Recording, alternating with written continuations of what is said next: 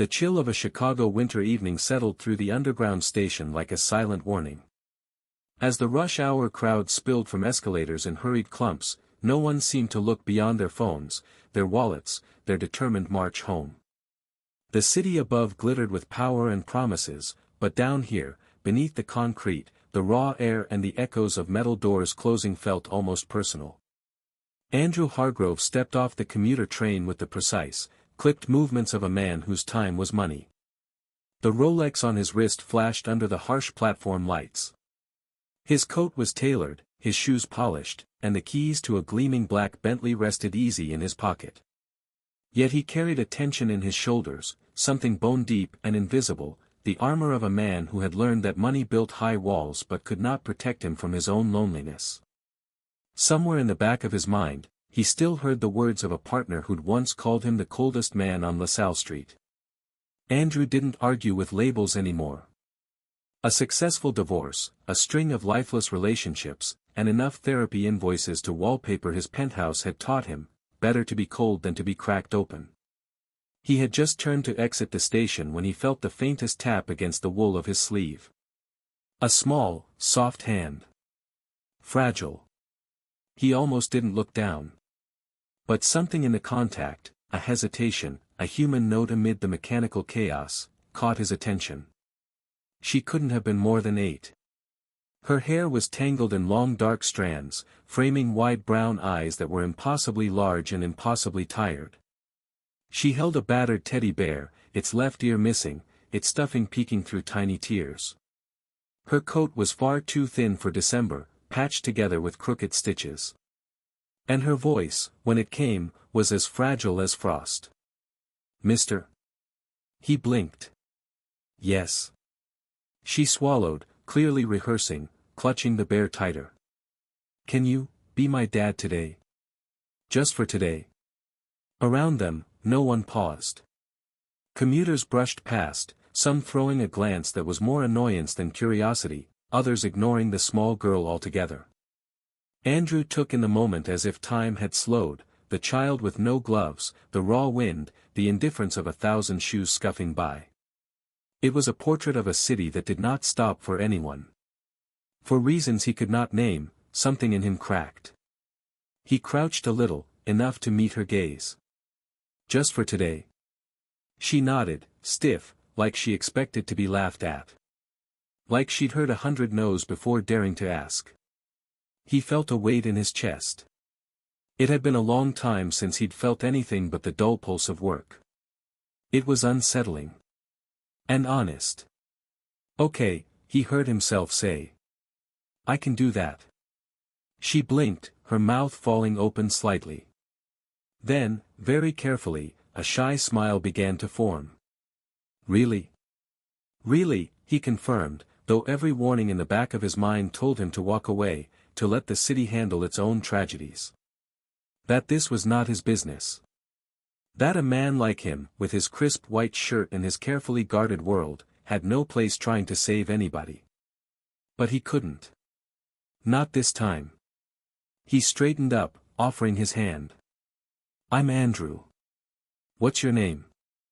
"Lucia," she whispered, so quietly he almost missed it. He nodded. "Well, Lucia, where would you like to go?" Her eyes darted to the steps leading up to the street, then back at him, searching for a sign of kindness that wouldn't vanish. "Somewhere warm." "Of course," he said. "We'll get dinner." For a moment she just looked at him, measuring, testing, as if she couldn't quite trust that he was real. Then she placed her tiny, cold hand in his. Together, they walked up from the station, past the indifferent turnstiles and the weary faces, into a night as sharp as shattered glass. The street above felt almost aggressive in its rush of lights and blaring horns. People jostled around them, sparing not even a glance. Andrew had grown up familiar with these dismissive eyes.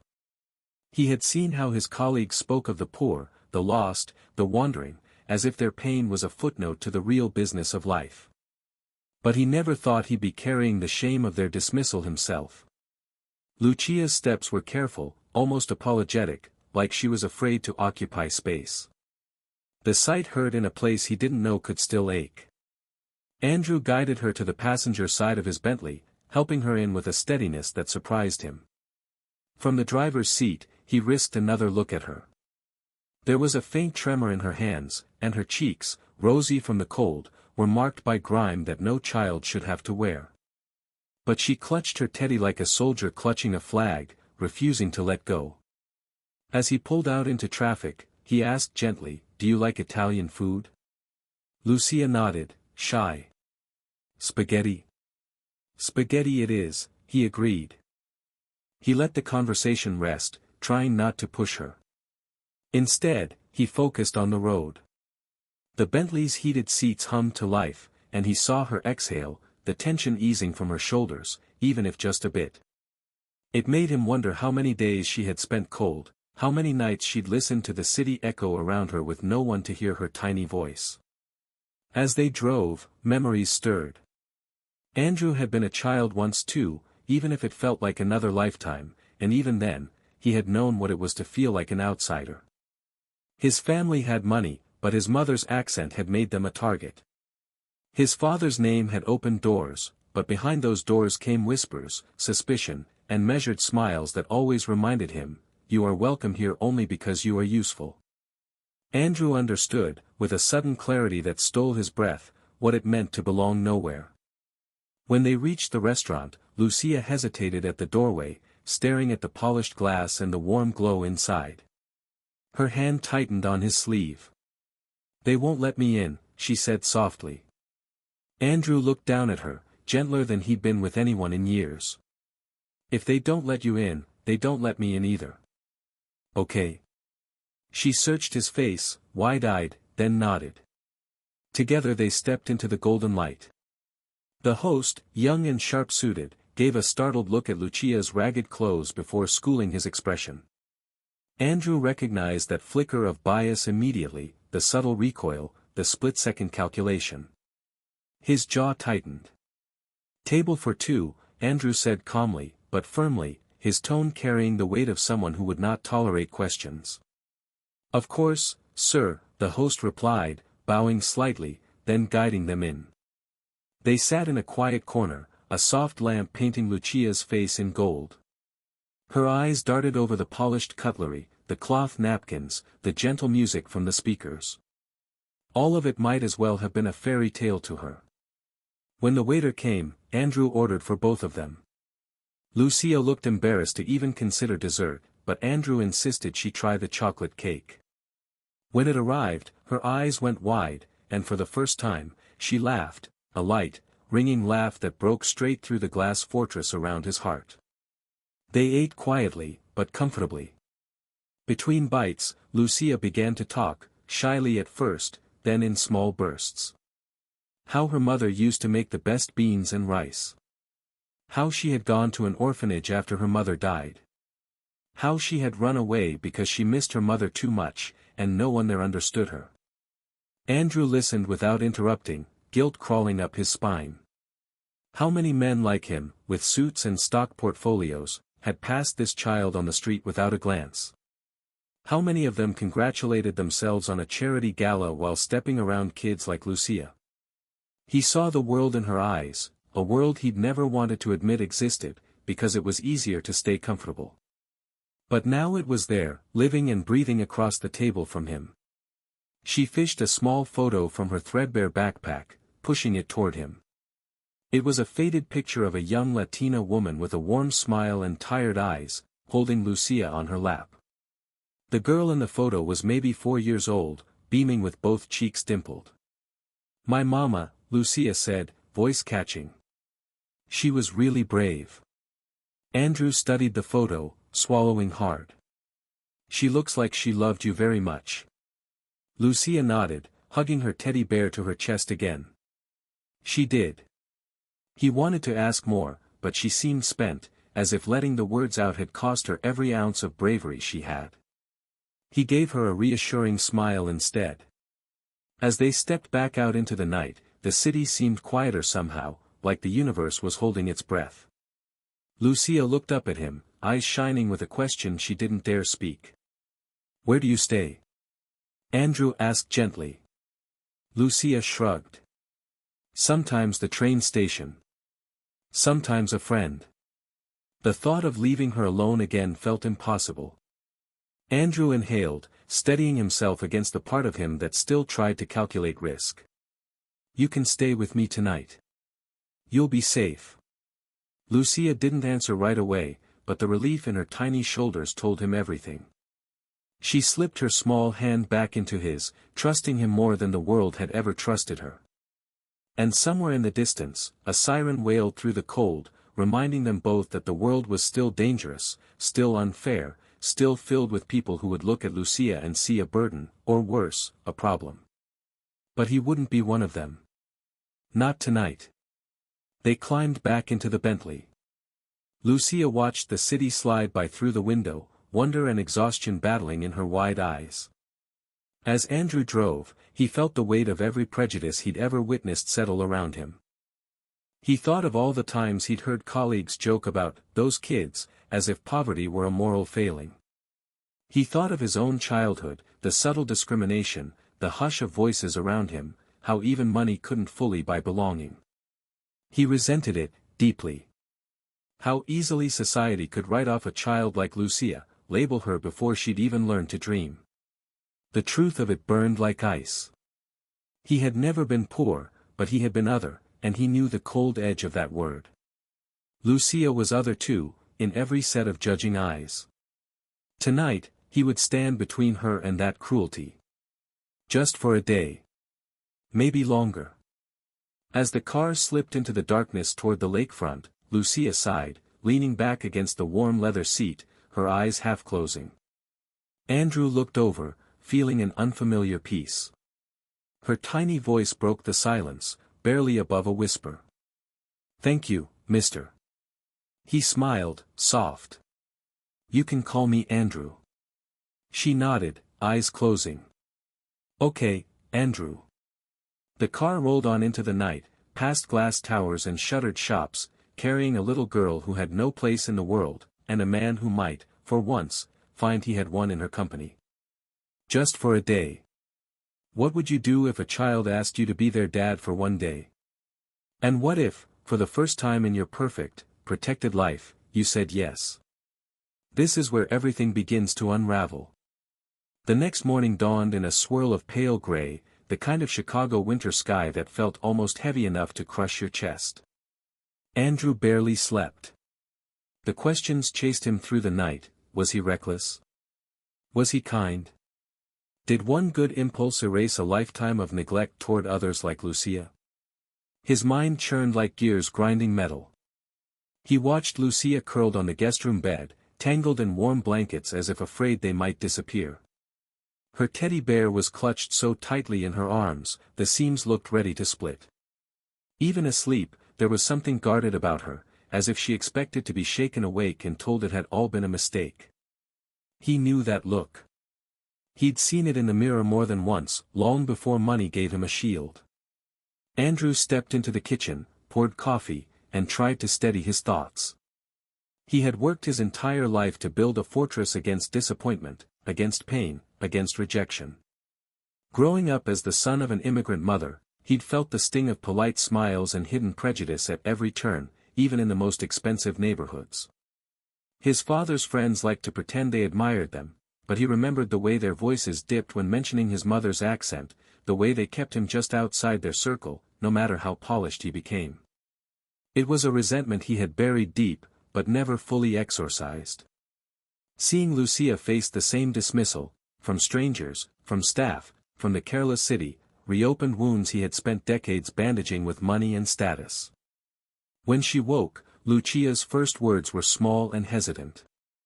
"Do I have to leave today?" Andrew shook his head gently. "No, sweetheart. Not if you don't want to."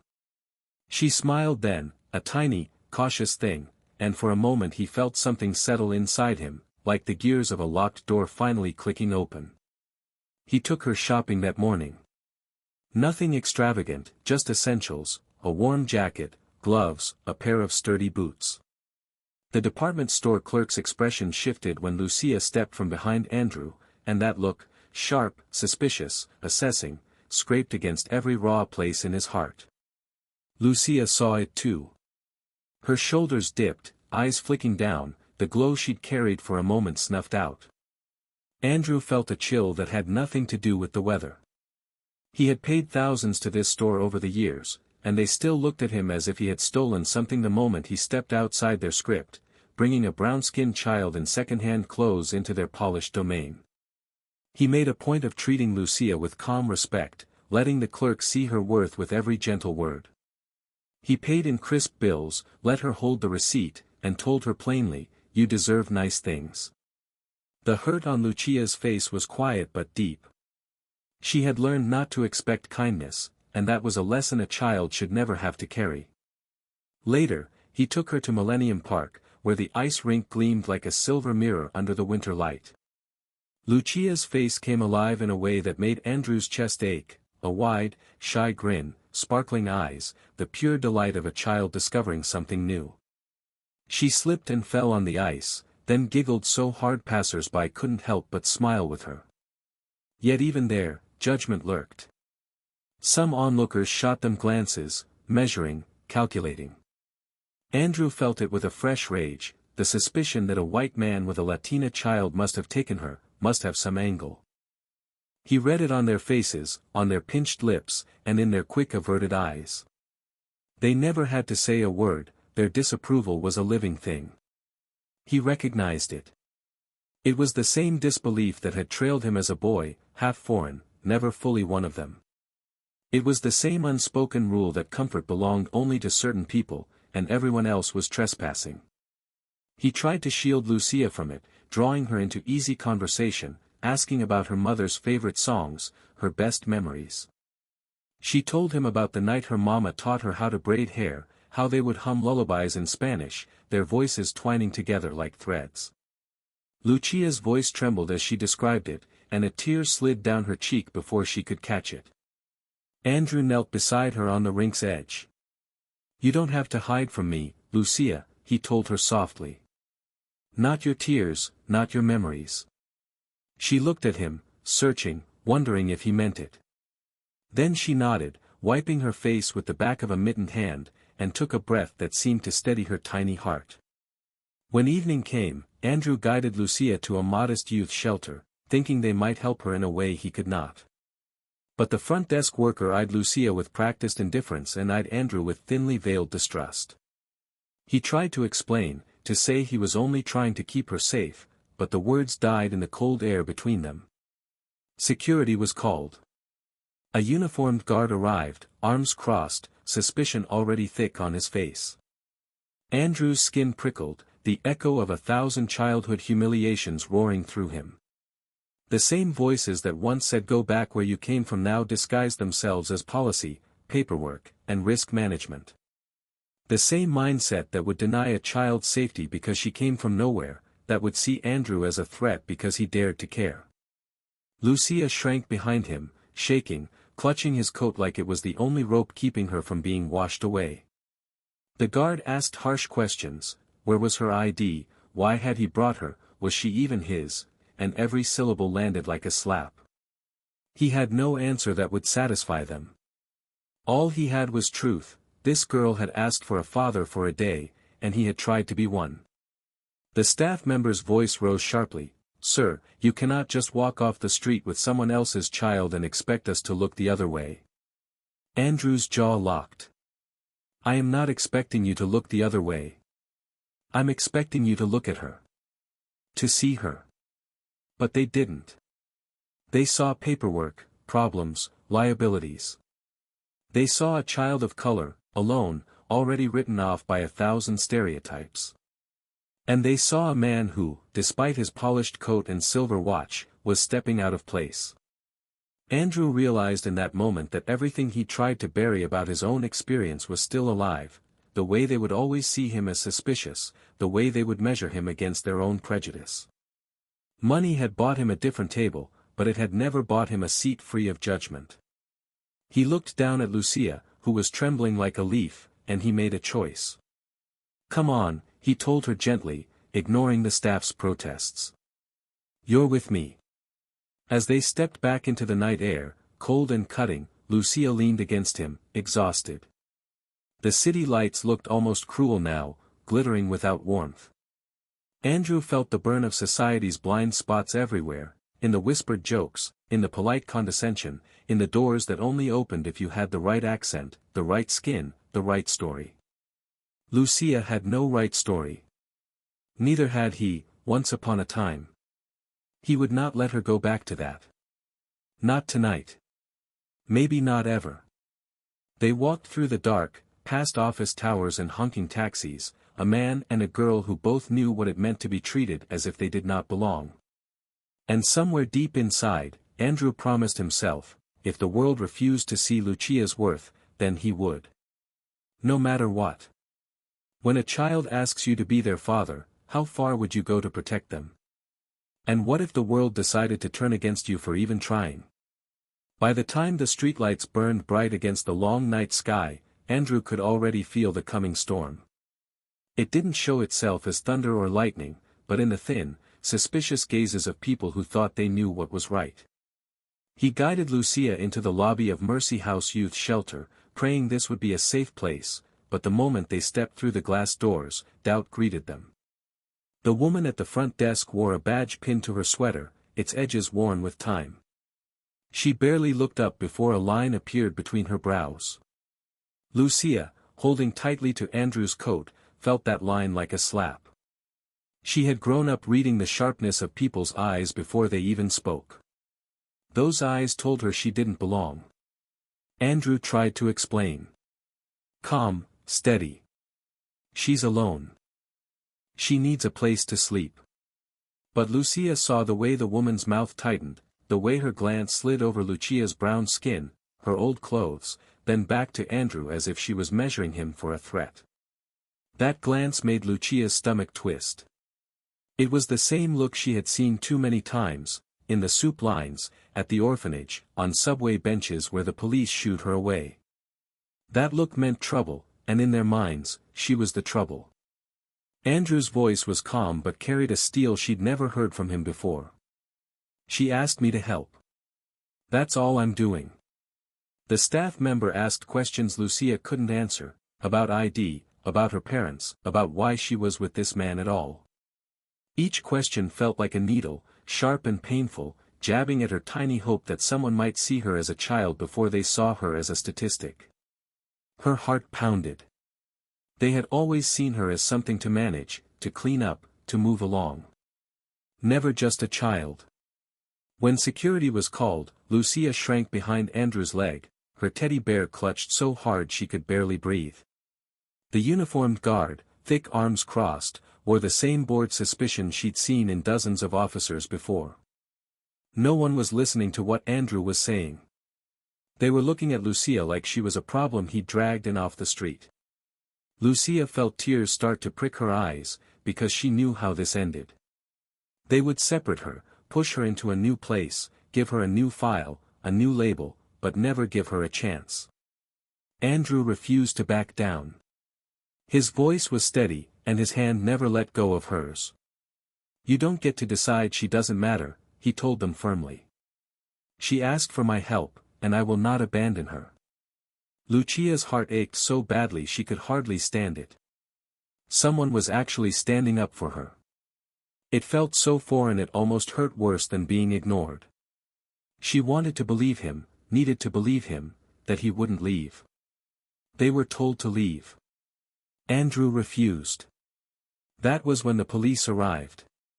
2 officers stepped in, glancing first at Lucia, then at Andrew, then at each other. It was written on their faces, another white man with a brown child, something must be wrong. Lucia felt the walls closing around her, just like they had after her mother died, when no one believed she was safe anywhere. Just another brown girl in the system. One officer asked Andrew for proof of permission, some document to show he was allowed to be with Lucia. Andrew's voice didn't even waver. She asked me to be her dad for a day, he repeated, as if daring them to try and crush that small truth. The second officer looked at Lucia, and something in his eyes turned sharp. Is this your father? Lucia wanted to say yes, so badly, but the words stuck in her throat. Andrew wasn't her father, but he was the first person who had seen her in longer than she could remember. Her lips trembled. "He's my friend," she managed softly. The officers exchanged a look that told her friend wasn't enough. Lucia felt smaller than she had ever felt. She was 8, but in that moment she felt 2 inches tall. The words they used were heavy, words like protocol and protective custody and liability. None of those words sounded like love. None of them sounded like safety. Lucia tried to hold her tears, but they spilled down anyway, hot against her freezing cheeks. Andrew squeezed her hand tighter. "You are not taking her away," he said clearly, no anger in his voice, only a steel that made even the guard pause. They threatened to charge him with endangering a child, or even kidnapping. Lucia's heart broke wide open. She had never asked anyone for something so big, and it felt like the world was punishing her for daring to hope. All she wanted was a dad for one day, someone to hold her hand, to look at her like she mattered.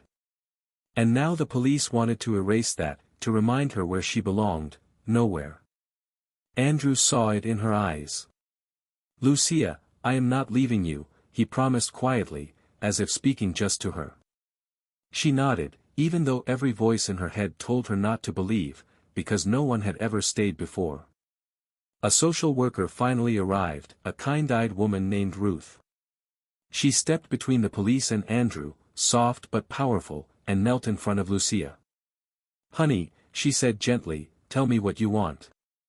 Lucia's voice was so small she thought it might break. "I just want to stay with him today." Ruth looked at Andrew, searching for any sign of danger, but saw only resolve. "You know you could get in a lot of trouble," she told him softly. He nodded. "I know." Ruth sighed. "But I see she trusts you. And that means something."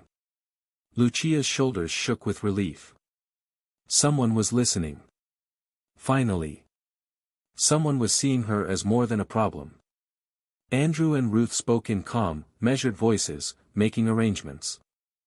Ruth promised to come by later, to check on them, but said Lucia could stay with Andrew until then. Lucia's heart soared, but also trembled. She had learned the hard way that happiness could vanish in a blink. As they stepped back outside, Lucia clung to Andrew's arm. "I'm sorry," she whispered. "I didn't mean to make trouble." He shook his head, leaning down so his eyes were level with hers. "You didn't make trouble. You asked for help. There's nothing wrong with that." Lucia looked away, shame still tangled in her chest. She had learned to be silent, to be easy to ignore, because every time she made noise, the world told her she was wrong for it. Every time she reached out, they slapped her hand away. Until Andrew. As they walked down the block, past people who barely looked at them, Lucia felt the truth settle like a stone: the world had never wanted her to belong. The world had trained her to feel like a problem, a burden, a name on a case file. And Andrew, he was risking everything to say she was more than that. That hurt in a new way, sharp and confusing, because she wanted to believe him but was afraid to trust that someone really would stay. They reached the corner where a jazz musician was playing slow, sweet notes on a battered horn. Lucia paused to listen, drawn by the warmth of the sound. Andrew dropped a bill into the musician's open case, and the man gave Lucia a smile, real and gentle. That one smile felt like an entire sunrise. Lucia clung to it. She wanted to hold it in her heart forever. Andrew glanced down at her. "Still want spaghetti?" She nodded, wiping at her tears. "Yeah." He smiled. "Then let's go." As they walked on, Lucia felt the city pressing around them, the cold, the stares, the silent walls built by fear and prejudice. But for once, there was a hand in hers, a voice that said you matter, and even though she couldn't fully believe it yet, that hand was enough to keep her walking. Maybe tomorrow the world would slam the door shut again. Maybe tomorrow they would take her away. But for tonight, she could pretend. For tonight, she could let herself be a child, with a dad, even if just for a day. Sometimes the truth you uncover is the one that breaks you. What if the girl you tried to protect was connected to a tragedy no one could ever forget? By the next morning, a pale sun filtered through the frost-glazed windows, drawing thin lines of light across the quiet living room. Lucia sat curled on the couch, staring at the steam rising from a mug of hot chocolate, her fingers trembling slightly from exhaustion and nerves. She looked so small against the giant leather cushions, almost swallowed by their size. Her teddy bear rested in her lap like a tiny guard dog, protecting her from a world that refused to be gentle. Andrew tried to act calm, tried to act like an ordinary guardian giving a child a place to warm up, but his mind was heavy with worry. The night before had rattled him, the accusations, the questions, the blunt suspicion from the police and even the youth shelter staff. There was a weight on his chest that refused to budge, an ache born from years of knowing he had never fully belonged either. The world had always made sure to remind him where his place was, and seeing that same cruelty reflected back at Lucia was unbearable. Lucia, meanwhile, was trying to trust the world for one more day. It was harder than it sounded. She knew what it felt like to be passed around from place to place, to have her name scribbled on folders as if she were a piece of lost property instead of a child. Each time, the looks were the same, polite but cold, practiced but dismissive. She had learned to read those eyes before the mouths even spoke. They called her sweetheart while they pushed her away. They promised we'll find you a home, but they never stayed long enough to be that home themselves. She hated that she had gotten used to it. Hated that it felt normal to be treated like an inconvenience. There was a quiet anger in her chest, so tangled with sadness it felt like a knot she couldn't untie. She wasn't supposed to feel angry, they always told her. She was supposed to be grateful. But how could she be grateful for being passed off over and over, never allowed to just belong? Andrew watched her carefully. There was something delicate in the way Lucia breathed, as though even air had to be borrowed.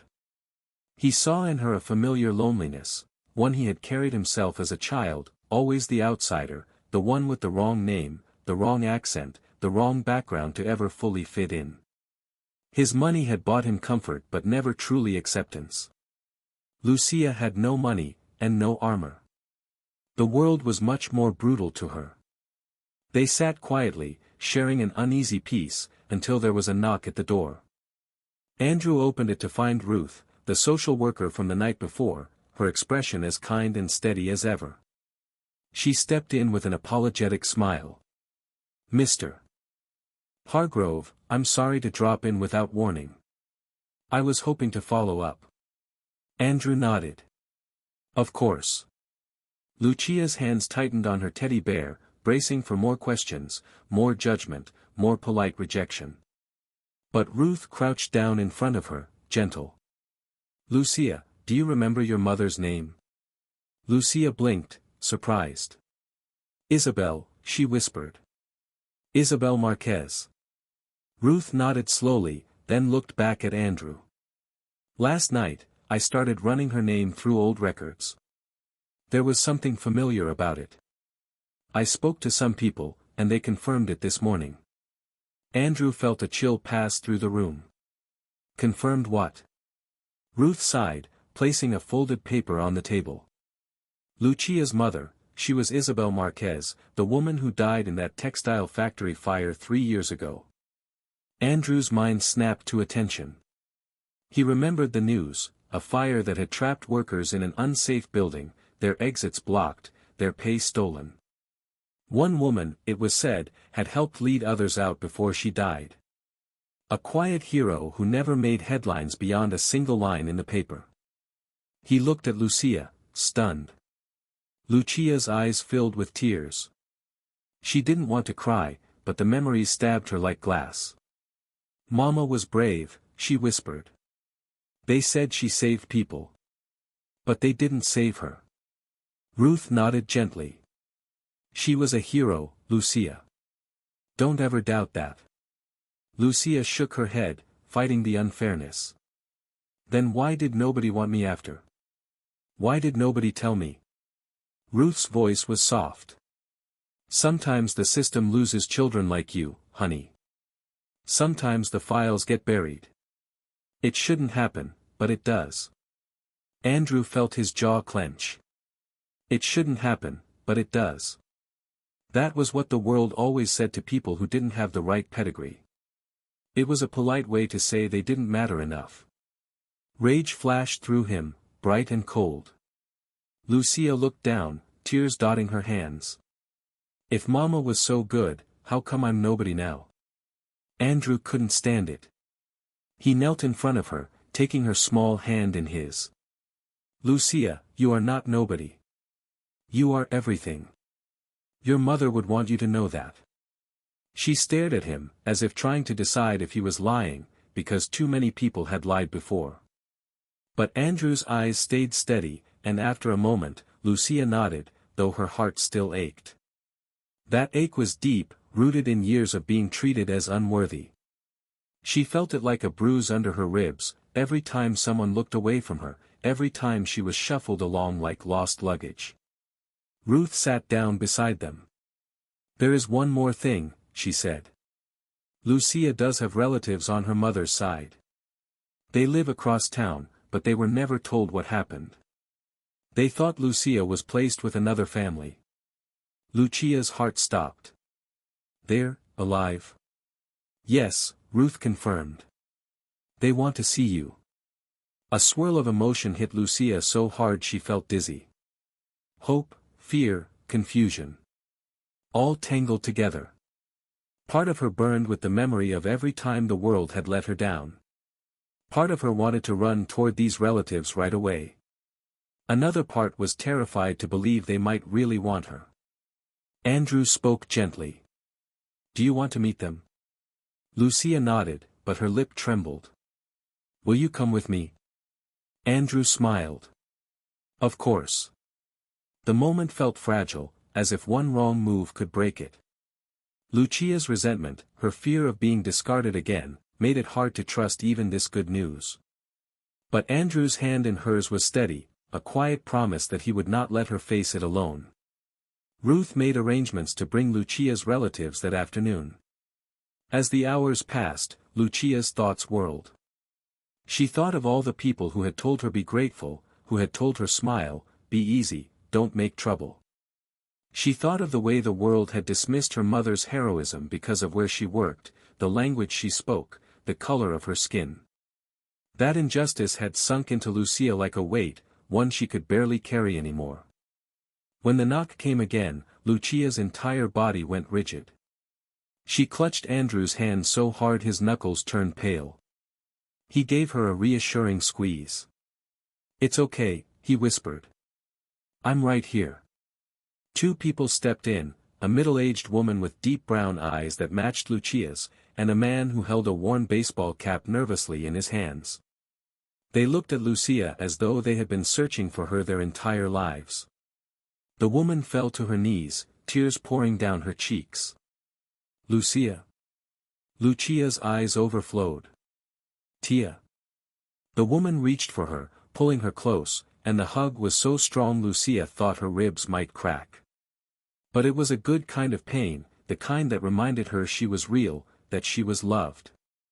Andrew stepped back, watching them, letting them have their moment. His heart lifted, but his mind was still braced.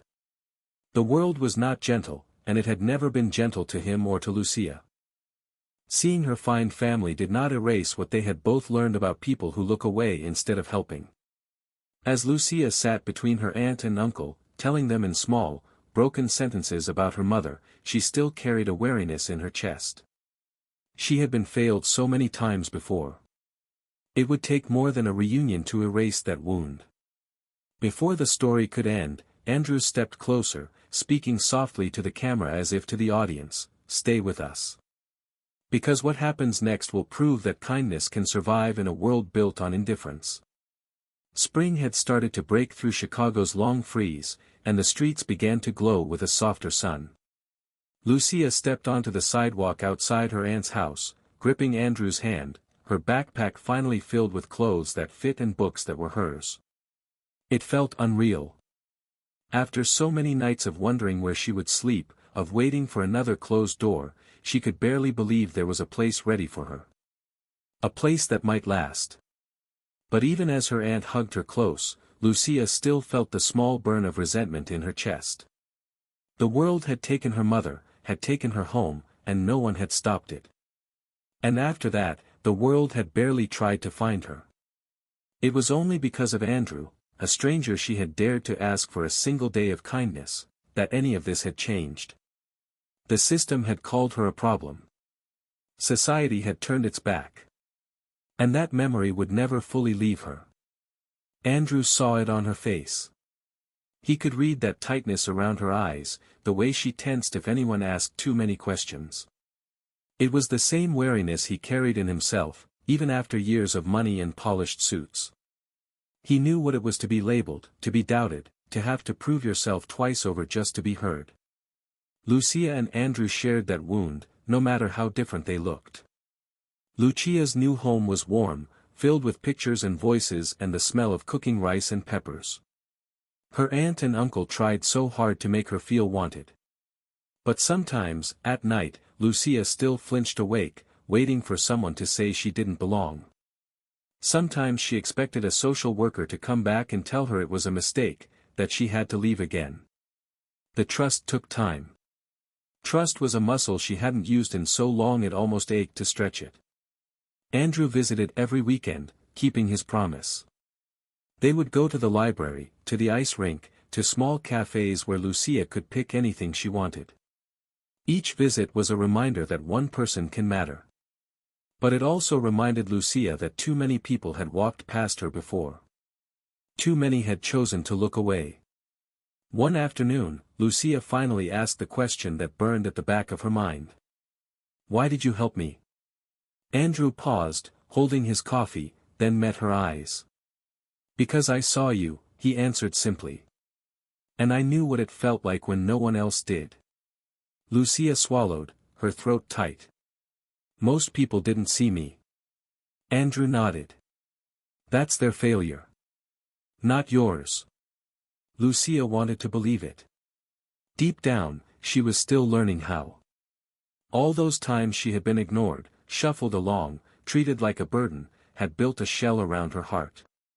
She felt angry that people could just pretend she didn't matter, angry that it took a random stranger to save her. And she felt even angrier that so many other kids wouldn't be so lucky. Andrew had taken steps since then.